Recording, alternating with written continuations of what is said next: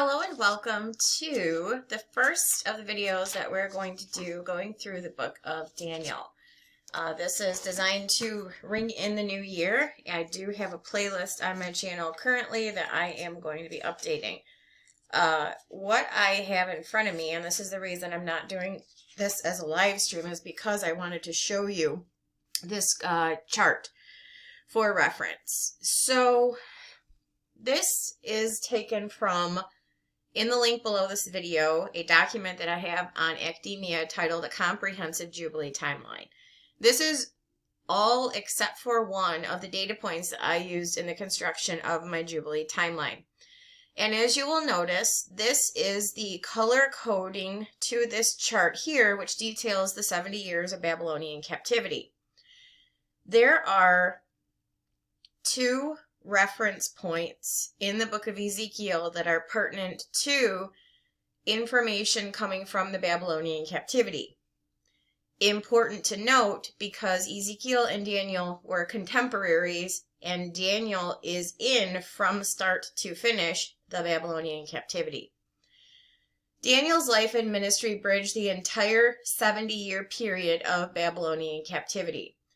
And in the first verse of Daniel 1:1, we learn that he is in the first of the exiles of the Babylonian captivity circa 605 BC. This was known as the Battle of Carchemish. It was the first of three exiles. The second was circa 597 BC, and the third was circa 586 BC, where the city and Solomon's temple were destroyed.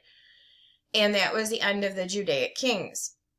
However, what we find in Daniel 1:1 is that Daniel was in a specific Judaic king's reign, and this is part of the color coding, the sequence of events. There are actually three Judaic kings that are in view leading up to the last of the exiles, starting from the first exile leading all the way up to the last exile of the Babylonian captivity. I hope I'm not confusing anyone, but this is actually very pertinent to the timeline that I created that is central to the Jubilee timeline. Or central to the calculation of the Jubilees, which ends with a specific event that everyone's looking forward to or thereabouts. So I wanted to do this first video, getting us up to speed on some of the color coding and some of the identification of specific years, Judaic kings, circumstances, things like that. Because especially as we move through the book of Daniel, this will become significantly more important. However, just to set us off on the right foot, this is where we're at. Again, this chart is free to everyone. In the link below, it is titled A Comprehensive Jubilee Timeline. It's on my academia.edu page. So, I'm not going to show the whole of the document because I don't want to get off track, but there is much more information to it. This is simply one part of it. So it starts with the Battle of Carchemish, which was, like I said, the first of three exiles of the Babylonian captivity, and this is where Jeremiah 46:2 and Daniel 1:1 meet. Daniel 1:1, in the third year of the reign of Jehoiakim, king of Judah, came Nebuchadnezzar, king of Babylon, unto Jerusalem and besieged it. We learn from 2 Kings about and I have the specific scripture references here so that you can study this out as I did to validate the information I'm telling you. And you know what? Now that I'm seeing this, I'm missing probably a 5. Should be 2 Kings 25:8. So I'll make that change. But from 2 Kings 23:36, you find out that Jehoiakim's reign was 11 years. And in the third year of it is when the first exile of the Babylonian captivity occurred. So his reign ended and brought in Jehoiakim, who only reigned for 3 months. So both Jehoiakim and Jehoiakim's reign ended in 597 BC. We're working on a spring-to-spring calendar. So the March-ish of 597 BC leading into the next head of the year month, Nisan, led into Zedekiah. Zedekiah is yellow down here. He reigned for 11 years, and it was he who was on the throne and deposed. He was the last of the Judaic kings, circa 587 BC, when the sacking of Jerusalem and the destruction of the first temple occurred. And again, this should be 2 Kings, I'm guessing 25:8. So I will update that. And then when you play into Ezekiel 40, when you factor into that, Ezekiel right here, this is why I say Daniel and Ezekiel were contemporaries. Ezekiel was in a specific year, which was the 25th year of our captivity. So it was amidst the Babylonian captivity after one of the exiles. Well, there were 3, so which one is he 25 years after? He was in the beginning of the year, so Nisan, the 10th day of the month, Nisan 10. In the 14th year after that, the city was smitten. So that places him in a Jubilee year, which this is the Jubilee timeline up here. So he's actually in a Jubilee year, prophesying about what's going to happen in another Jubilee year in the future. However, the year that he is in is pinpointed to be 25 years, the 25th year after an exile, and also the 14th year after the city was smitten. Well, the city was smitten in the third and final exile, so he's in the 14th year after that, and it happens to be the 25th year after the second exile. So that's how you pinpoint the year that Ezekiel was in. Daniel was also living during this time. So this information that we're actually looking at on the timeline here is very central to establishing the years of the Babylonian captivity. Well, why is that important? Because it needs to be a certain way in order for Ezekiel's vision to work the way that it needs to. I'm very upfront about the fact that I study all of this information in as many different ways as I can so that I can only come to the correct answer. It doesn't mean that all of these things might not be a year or two different from what I have, because we're looking at historical records. None of us were there to independently verify it. That's why I gave a range of 3 years. But beyond that, you can't shift everything indefinitely and expect it all to still work. So you're looking for a very narrow set of possibilities. So this is one of the data sets with the most popular historical dates. They're popular for a reason. I'm not saying that just because something's popular, it's right. I'm saying these are the most popular dates. So you can do with that what you would like. But this is the convergence of Ezekiel's vision, which happens on Nisan 10 of a Jubilee year, to prophesy about what will happen on Nisan 10 of a Jubilee year in the future, which is the measuring for his temple.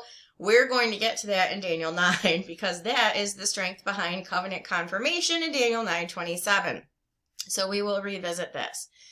For the purpose of beginning the book of Daniel in Daniel 1, it is important to understand all of these data points here to help you understand where Daniel's at. Daniel is in exile 1 of a 70-year captivity, and he's going to be prophesying about things all the way through the entirety of the captivity, as we will come to find out. So just for your reference, this is available. If you want to study this more closely, I would encourage you to do that. But this brings us to Daniel 1:1. He's circa 605 BC. In the 3rd year of the reign of Jehoiakim, king of Judah, came Nebuchadnezzar, king of Babylon, unto Jerusalem and besieged it. The Lord gave Jehoiakim, king of Judah, into his hand with part of the vessels of the house of God, which he carried into the land of Shinar. Now, I'm going to actually pause this video for a second, and I'm going to leave this up because I probably will come back to it, but I'm going to bring up another chart, which is going to take us through the entirety of our study of the book of Daniel. So I'll be right, I think I'll be back. I'm not sure. Can I pause this? I don't think I can pause this. Okay, so this is another chart that I have available for free on the same academia page, and this is entitled The Book of Daniel, the 4 Kingdoms, and 4 Beasts. This is a chart to show how everything links together through the book of Daniel, the imagery, and it moves into prophecy in the book of Revelation with the 4th beast, the 4th kingdom, and Revelation 17, and ultimately Zechariah 5. This is really the embodiment of the principle housed in Ecclesiastes. It says there's nothing new under the sun. where everything begins, which is in Babylon, on the plains of Shinar, which we are being introduced to here in Daniel 1, is where everything will wind up, the fourth beast, the fourth kingdom, in Revelation 17. That is where it began, and that is where it will end. So basically you see, and we're going to go through this in much more detail, starting specifically in Daniel 2, also Daniel 7, Daniel 8, Daniel 9, Daniel 11, and then, like I said, Revelation 11 and Zechariah 5 will be the culmination. But all of this leads us back to the beginning, which is Nebuchadnezzar's statue with a head of gold, and also the lion, which represented Babylon from Daniel 7. It's important to note that whenever possible, the Bible should be taken literally, unless it is contextually inaccurate to do so, or it is just not, you can't, because it's clearly an imagery. It's giving you imagery rather than literal interpretation. But where you can take it literally and it is contextually accurate to do so, and yes, you would probably need to do further research to see whether it is contextually accurate to do so, it should be taken literally. So when people say, what is Babylon? Babylon is Babylon, on the plains of Shinar, which is specifically what Zechariah 5 says, that wickedness will be set upon its own base in the land of Shinar. Wickedness being the woman that they put in the ephah in Zechariah 5 and set her upon her own base in the land of Shinar. It's the same woman riding the beast, and the mystery of the woman is that she is that great city which reigns over the kings of the earth. What great city? Babylon the Great. So all of this goes back to its original stuff, which we are reading about in Daniel 1. The Lord gave Jehoiakim, king of Judah, into his hand part of the vessels of the house of God, which he carried into the land of Shinar.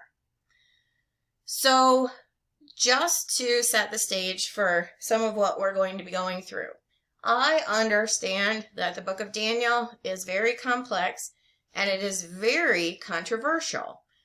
That is why I have taken as great of lengths as I can to put everything in charts and to match everything up with all of the scripture that I can match it up with to show the relationships of the information, to show the types and shadows, to show the patterns, to show everything that I am aware of that I could possibly show to make it easier to see it visually. Understanding that some people are audio learners, some people are visual learners, I'm trying to give everyone what I need to give them to help them understand. Beyond that, I cannot make everyone happy. But there are two charts that I've shown you so far. This one here, which gives you the layout of the exiles, and it details where Daniel is starting from. We're going to refer to it at the ending points also, and how it ties into Ezekiel, which, like I said, will come in specifically into focus in Daniel 9. Daniel 9 is the fourth beast, the fourth kingdom, who Antiochus Epiphanes from the Greek Empire was a foreshadow of. Case in point, when I'm talking about imagery and foreshadows, well, the beast is the little horn who comes up among the 10 with the mouth speaking great words.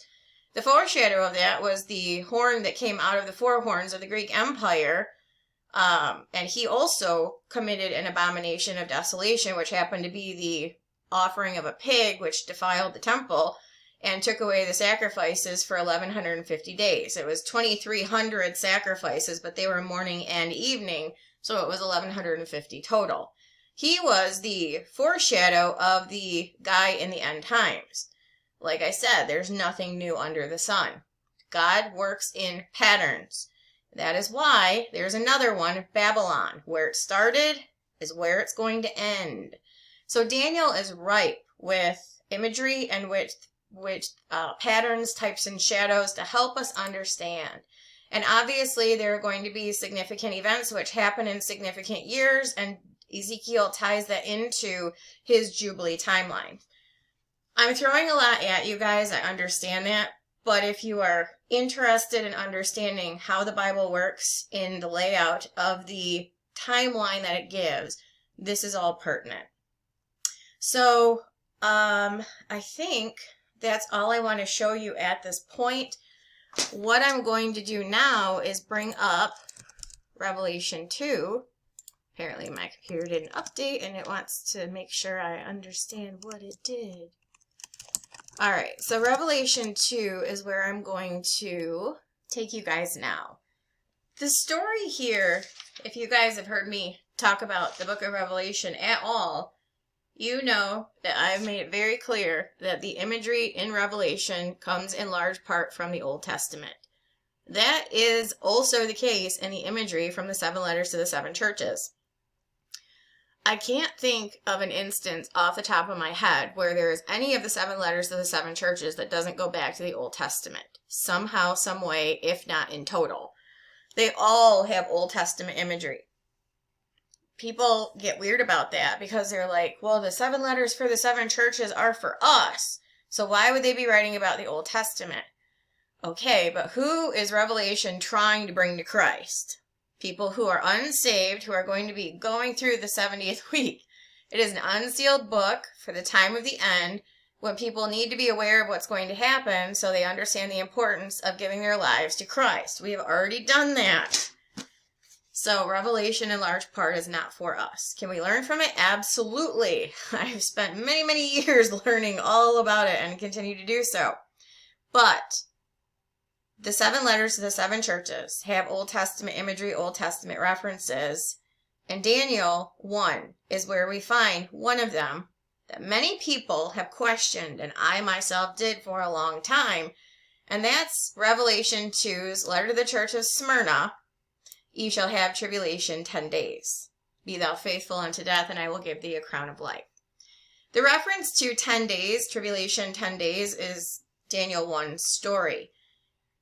And as we go through the rest of this chapter, we are going to learn of a story which sets Daniel apart from the very beginning and sets the stage for his separateness and his elevation. The reason they wanted to elevate him and give him a higher status throughout the whole of the captivity was because of this circumstance here in Daniel 1.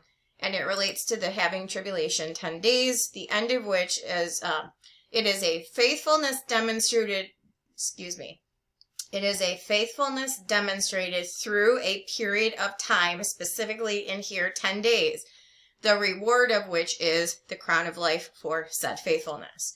So having said that and having set the stage for this book of Daniel, let's get through chapter 1. So I'm going to start again in Daniel 1:1, having given you the background information that I believe will be helpful to set us on the right foot for the study of the rest of the book. In the 3rd year of the reign of Jehoiakim, king of Judah, came Nebuchadnezzar, king of Babylon, unto Jerusalem and besieged it. So again, that is right here, Daniel 1:1, Battle of Carchemish, circa 605 BC. The Lord gave Jehoiakim, king of Judah, into his hand with part of the vessels of the house of God, which he carried into the land of Shinar, to the house of his God, and he brought the vessels into the treasure house of his God. So they carried away the vessels of the Jewish temple and took them into a foreign pagan land. Verse 3. The king spake unto Ashpenaz, the master of his eunuchs, that he should bring certain of the children of Israel, and of the king's seed, and of the princes, children in whom there was no blemish, but well favored and skillful in all wisdom and cunning in knowledge and understanding science, and such as had ability in them to stand in the king's palace, and whom they might teach the learning and the tongues of the Chaldeans. So he was looking for people of the Jewish exile who had been carried captive into Babylon to stand in the king's court to help translate, but also to help make a good impression among the Jewish people. So who was selected in this office? Who were the children of Judah, which had no blemish, or of the Jews, rather, that had no blemish? The king appointed them a daily provision of the king's meat, of wine which he drank, so nourishing them 3 years, that at the end thereof they might stand before the king. Now among these were the children of Judah, Daniel, Hananiah, Mishael, and Azariah. unto whom the prince of the eunuchs gave names, for he gave unto them Daniel the name Belshazzar, and to Hananiah Shadrach, and to Mishael Meshach, and to Azariah Abednego. These are Shadrach, Meshach, and Abednego, and more famously, they are told in the story of the fiery furnace. We'll get to that in a later chapter. But here we are introduced to them. They were selected to be representatives of the children of Israel to make a favorable impression and to stand in the king's court. And in order to be in the way that he wanted them, he was going to feed them the king's meat and the king's wine. But Daniel purposed in his heart that he would not defile himself with a portion of the king's meat, nor with the wine which he drank. Therefore he requested of the prince of the eunuchs that he might not defile himself. Now God had brought Daniel into favor and tender love with the prince of the eunuchs. And the prince of the eunuchs said unto Daniel, I fear my lord the king, who hath appointed your meat and your drink. For why should he see your faces worse liking than the children of which are your sort? Then shall you make me endanger my head to the king. So they believed that the king's wine and the king's meat was the best way to keep these young men in fit shape, fit fashion, healthy of body, healthy of mind, all of that. But Daniel said, no, our God is going to put us in a better place if we do things his way. Let us. Of course, someone who didn't have a relationship with the God of Israel, have the faith, have the trust, wouldn't have believed that to be the case. This is something that we evidence quite greatly even among the Christian community these days, as people are always being challenged to walk by faith and not by sight. If you have a demonstrated track record of something that you can see working well enough, then why would you change the status quo? But this is the faith aspect. And this I have up in front of me, the letter to the church of Smyrna. This is all about faith. This church letter is all about faith.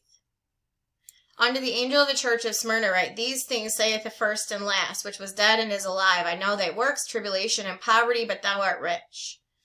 I'm not going to go into this part here because that is so outside the scope of the conversation. I do not want to invite conversation about that. But it has to do with faith also. Fear not those things which thou shalt suffer. That is about faith. Who do you put your faith in? In the book of Matthew, he says, Fear not he who is able to kill the body, but fear him who is able to kill the body and the soul. Faith. Fear not those things which thou shalt suffer. Have faith. Behold, the devil shall cast some of you into prison that ye may be tried. Ye shall have tribulation 10 days. Be thou faithful unto death, and I will give thee a crown of life. This is all about reward for faithfulness. So Daniel had a faithful relationship and a trusting relationship with the Lord.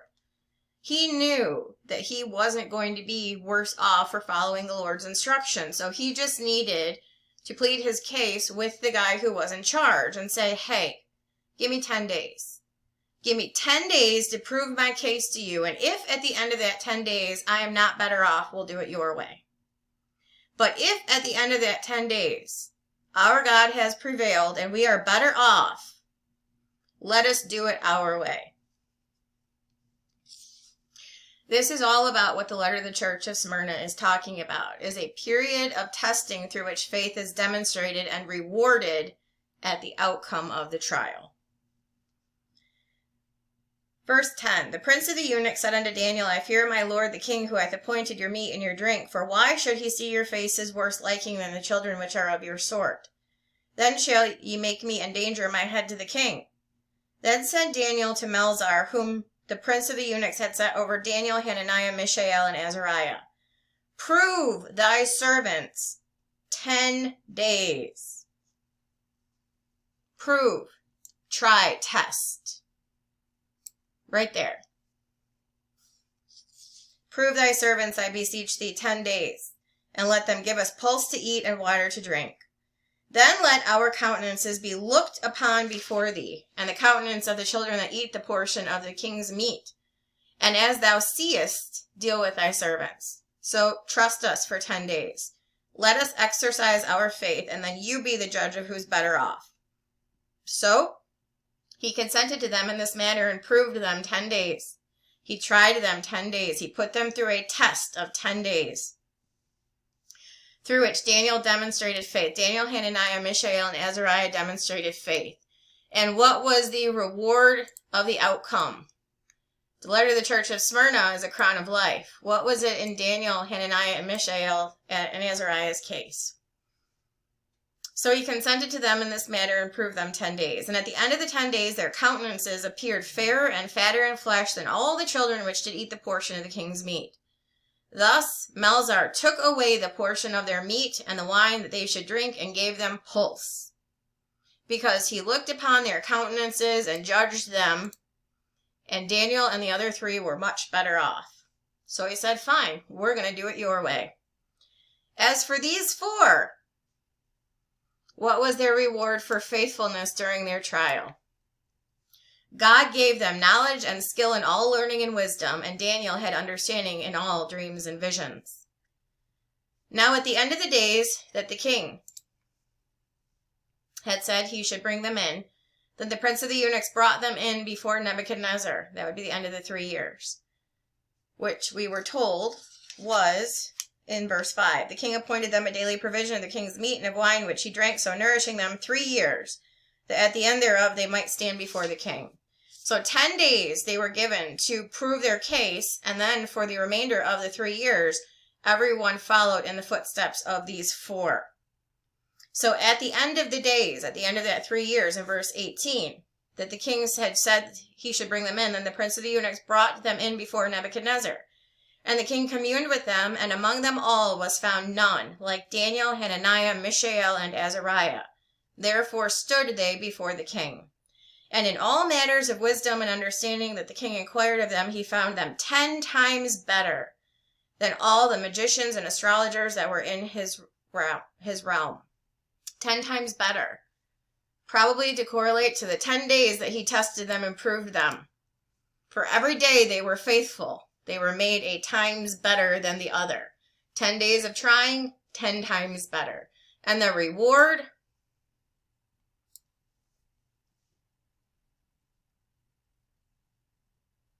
was that they were given skill, learning, wisdom, and Daniel had understanding in dreams and visions, which will come into play very greatly in the next chapter. In verse 21, Daniel continued even unto the 1st year of King Cyrus. We are going to be introduced to King Cyrus in chapter 5, and that has to do with the, is it chapter 5?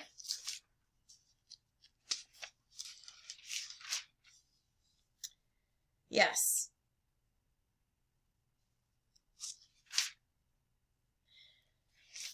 Cyrus, let's see, the book of Daniel. I will just preview this very briefly for you guys, but in chapter 2, we're going to be introduced to a statue that has 4 sections.